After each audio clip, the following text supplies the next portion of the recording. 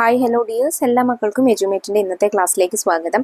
ഇന്നത്തെ ക്ലാസ്സിൽ നമ്മൾ നോക്കാൻ പോകുന്നത് 3ാം ക്ലാസ്സിലെ മക്കളുടെ മലയാളത്തിലെ 5ാമത്തെ യൂണിറ്റിലെ റൊട്ടി എന്നുള്ള പാഠഭാഗമാണ്. ചെടിക്ക് മുദ്ദുകൊണ്ടത് എന്നുള്ള ചാപ്റ്ററിൽ നിന്നുള്ള ചെറിയൊരു ഭാഗമാണ് കേട്ടോ.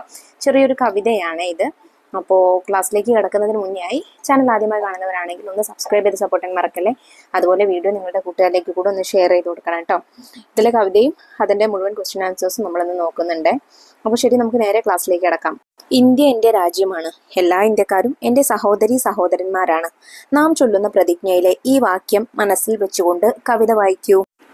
റൊട്ടി. ഒരു കുട്ടി പണ്ടൊരു റൊട്ടി കെട്ടു. അവനെ മുതിർന്നവർ കെട്ടിയിട്ടു. വന്നവർ മാറി മാറി വേദനിപ്പിച്ചു വിഷം തളിച്ചു. അവിടെ ഉണ്ടായ മോഷണങ്ങളെല്ലാം അവനെന്ന് സമ്മതിച്ചു. വിദ്യാലയം വിട്ട ബെല്ലടിച്ചു. വണ്ടികളേറെ കടന്നുപോയി. പോലീസ് വന്നു കയറഴിച്ചു. കയ്യാമം വയ്ക്കാതെ കൊണ്ടുപോയി. പായുന്ന ജീപ്പിലെ പോലീസുകാരനെ ചാരി ഉറക്കം പിടിച്ചിടുമ്പോൾ നിക്കറിൻ കീശയിൽ ഇക്കിളിയാക്കുന്നു വക്കത്തു ലേശം നനഞ്ഞ റൊട്ടി. എഴുതിയത് മോഹനകൃഷ്ണൻ കാലടിയാണ്. അപ്പൊ എന്താ മക്കളെ കവിതയിൽ പറയുന്നത്? ഒരു കുട്ടി ഒരു റൊട്ടി മോഷ്ടിച്ചു അല്ലെ, റൊട്ടി കട്ടു.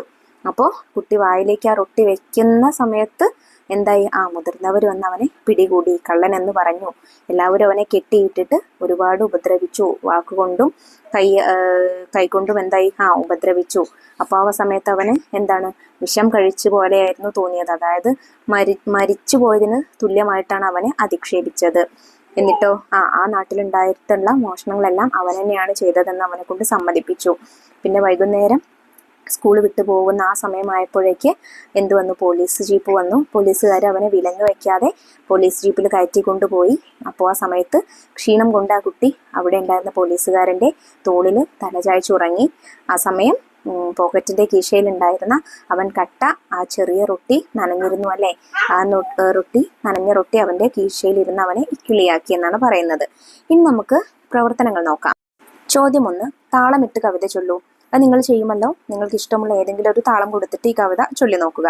ചോദ്യം 2, വന്നവർ മാറി മാറി വേദനിപ്പിച്ചു വിഷം തളിച്ചു. വിഷം തളിച്ചു എന്നതുകൊണ്ട് എന്തായിരിക്കും സൂചിപ്പിക്കുന്നത്? എന്തിനേയും നശിപ്പിക്കാൻ കഴിവുള്ളതാണ് വിഷം. ഇവിടെ കുട്ടിയുടെ മനസ്സ് ക്രൂരവും മോശവുമായ വാക്കുകൾ കൊണ്ട് വേദനിപ്പിച്ചു എന്നാണ് ഈ വരികൾ കൊണ്ട് അർത്ഥമാക്കുന്നത്. ആ വാക്കുകൾ വിഷത്തിന് തുല്യമായിരുന്നു. ആ കുട്ടിയെ വാക്കുകൾ കൊണ്ട് കൊല്ലാതെ കൊന്നു എന്നാണ് ഇവിടെ അർത്ഥമാക്കുന്നത്. ചോദ്യം 3, നിക്കറിൻ കീശയിൽ ഇക്കിളിയാക്കുന്നു വക്കത്തു ലേശം നനഞ്ഞ റൊട്ടി. റൊട്ടി ഇക്കിളിയാക്കുമോ? എന്താണ് ഇതിന്റെ അർത്ഥം? കുട്ടി റൊട്ടി കഴിക്കാനായി വായിലേക്ക് വെച്ചതും അവനെ മുതിർന്നവർ പിടികൂടി. ഉമിനീര് ലേശം പറ്റിയ ആ റൊട്ടി അവൻ തന്റെ പോക്കറ്റിലേക്കിട്ടു. ആ നനവ് പറ്റിയ റൊട്ടി കഷ്ണം അവന്റെ ശരീരത്തിൽ തട്ടുമ്പോൾ ഇക്കിളിയാക്കി എന്നാണ് കവി പറഞ്ഞിരിക്കുന്നത്. നനഞ്ഞ റൊട്ടി ശരീരത്തിൽ തട്ടുമ്പോഴുള്ള അവസ്ഥയെയാണ് ഇക്കിളി കൊണ്ട് അർത്ഥമാക്കുന്നത്. ചോദ്യം 4, റൊട്ടിയുടെ വക്ക് ലേശം നനഞ്ഞത് എങ്ങനെയായിരിക്കും? വിശന്നു വലഞ്ഞിരിക്കുന്ന കുട്ടിയുടെ വായിൽ കൊതി കൊണ്ട് വെള്ളം നിറഞ്ഞിരുന്നു. റൊട്ടി അവൻ വായിലേക്ക് വെച്ചപ്പോഴേക്കും വലിയവർ അവനെ പിടികൂടി. കുട്ടിയുടെ ആ ഉമിനീര് പറ്റിയാണ് റൊട്ടി നനഞ്ഞത്. മാത്രമല്ല ഇവിടെ നനഞ്ഞ റൊട്ടി എന്നതിന് കണ്ണീരുകൊണ്ട് നനഞ്ഞത് എന്നും നമുക്ക് അർത്ഥമാക്കാം. ചോദ്യം 5, കവിതയിൽ വിവരിച്ച സംഭവം ക്രമമായി എഴുതൂ. ഒരിക്കൽ വിശന്നു വലഞ്ഞ ഒരു കുട്ടി ഒരു റൊട്ടി കട്ടു. അവനത് വായിലേക്ക് വെച്ചപ്പോഴേക്കും മുതിർന്നവർ അവനെ പിടികൂടി. അവനെ അവിടെ കെട്ടിയിട്ടു. വാക്കുകൊണ്ടും പ്രവൃത്തി കൊണ്ടും അവനെ ഒരുപാട് ദ്രോഹിച്ചു. മുതിർന്നവരുടെ ശകാരം കേട്ട് അവന് വിഷം കഴിച്ച പോലെ തോന്നി. ആ നാട്ടിൽ നടന്ന മോഷണങ്ങളെല്ലാം അവൻ ചെയ്തതാണെന്ന് അവനെ കൊണ്ട് സമ്മതിപ്പിച്ചു.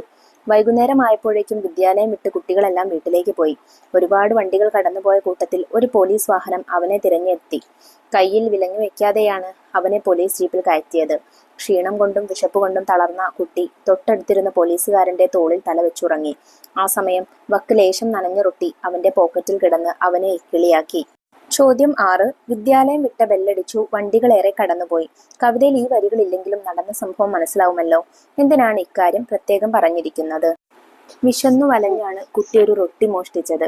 പഠിക്കേണ്ട സമയത്ത് ഭക്ഷണത്തിന് പോലും വകയില്ലാതെ അവനൊരു റൊട്ടി മോഷ്ടിച്ചിട്ടുണ്ടെങ്കിൽ അവന്റെ വീട്ടിലെ ദാരിദ്ര്യം നമുക്ക് ഊഹിക്കാവുന്നതാണ്. വൈകുന്നേരം സ്കൂൾ വിട്ട് ബെല്ലടിച്ച സമയത്താണ് അവനെ കൊണ്ടുപോവാൻ പോലീസുകാർ വന്നത്.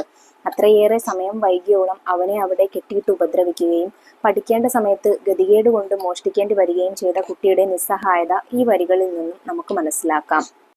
ചോദ്യം 7, ഈ കവിതയ്ക്ക് ചേരുന്ന ചിത്രം വരച്ചു പേരിടൂ. ചിത്രങ്ങൾ പരസ്പരം കൈമാറി കൂട്ടുകാരുടെ ചിത്രങ്ങളെ പറ്റി അഭിപ്രായങ്ങൾ പറയൂ. ചിത്രങ്ങൾ പ്രദർശിപ്പിക്കും. അപ്പൊ നിങ്ങൾക്ക് ഇഷ്ടമുള്ള ചിത്രങ്ങൾ വരയ്ക്കാം. ഇതിൽ തന്നിട്ടുള്ള പോലെ കുട്ടി പോലീസ് ജീപ്പിൽ ഇരിക്കുന്നതോ അല്ലെങ്കിൽ കുട്ടിയെ കെട്ടിയിട്ട് ഉപദ്രവിക്കുന്ന ചിത്രമോ അതല്ലെങ്കിൽ സ്കൂൾ വിട്ട് കുട്ടികൾ പോകുന്നത് ഈ കുട്ടി നോക്കി നിൽക്കുന്ന ചിത്രമോ അല്ലെങ്കിൽ റൊട്ടി മോഷ്ടിക്കുന്ന ചിത്രമോ ഏതും വരയ്ക്കാം കേട്ടോ. അടുത്ത ചോദ്യം നോക്കൂ. ടീച്ചർ ഒരു ചിത്രം കാണിച്ചല്ലോ, ഇത് കണ്ടപ്പോൾ എന്തൊക്കെയാണ് തോന്നിയത്? ചർച്ച ചെയ്യൂ. അത് നിങ്ങളുടെ ടീച്ചർ നിങ്ങൾക്കൊരു ചിത്രം കാണിച്ചു തരും. ഇതുമായി ബന്ധപ്പെട്ട ഒരു ചിത്രമാണ്. അത് കാണുമ്പോൾ നിങ്ങൾക്ക് എന്തൊക്കെ കാര്യങ്ങളാണ് തോന്നിയത് എന്നുള്ളത് നിങ്ങളുടെ ടീച്ചർക്ക് പറഞ്ഞു കൊടുക്കുക.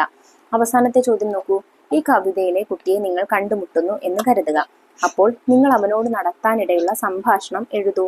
ഞാൻ ഈ കുട്ടിക്ക് മനു എന്നാണ് കേട്ടോ പേരിട്ടിരിക്കുന്നത്. ഞാൻ: മനു, നിനക്ക് എന്തു പറ്റി? നിന്നെ പോലീസ് പിടിച്ചെന്ന് കേട്ടല്ലോ. കേട്ടത് സത്യമാണോ? മനു: അതെ. ഞാൻ: എന്താണ് ഉണ്ടായത്? മനു: 2 ദിവസമായി ഞാൻ ഭക്ഷണം കഴിച്ചിട്ട്. വീട്ടിൽ കഴിക്കാനായി ഒന്നും തന്നെ ഇല്ല. അച്ഛനിപ്പോൾ പണിയുമില്ല. എനിക്ക് വിശന്നിട്ടാണ് ഞാൻ ഒരു റൊട്ടി എടുത്തത്. പക്ഷേ അതും എനിക്ക് കഴിക്കാൻ പറ്റിയില്ല. അപ്പോഴേക്കും അവിടെ ഉണ്ടായിരുന്ന ആളുകൾ അത് കണ്ടു. അവർ എന്നെ കള്ളൻ എന്ന് വിളിച്ചു. എന്നെ കെട്ടിയിട്ട് ഒരുപാട് ചീത്ത പറഞ്ഞു. കൂട്ടത്തിൽ ചിലർ എന്നെ അടിക്കുകയും ചെയ്തു. ഞാൻ: നിനക്ക് വേദനിച്ചോ? മനു: എനിക്ക് ശരിക്കും വേദനിച്ചു. പക്ഷേ അതിലേറെ എനിക്ക് സങ്കടമായത് എന്നെ കള്ളൻ എന്ന് വിളിച്ചതാണ്. നമ്മുടെ നാട്ടിലുണ്ടായ എല്ലാ മോഷണങ്ങളും ചെയ്തത് ഞാനാണ് എന്നാണ് അവർ പറയുന്നത്. ഞാൻ ഇതുവരെ മോഷ്ടിച്ചിട്ടില്ല.